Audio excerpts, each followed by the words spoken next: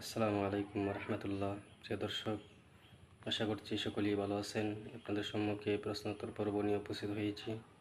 প্রশ্ন হচ্ছে, মসজিদে আজান দেওয়ার পর আজানের কোনো বাক্য যদি ভুল হয়ে যায় তাহলে করণীয় কী?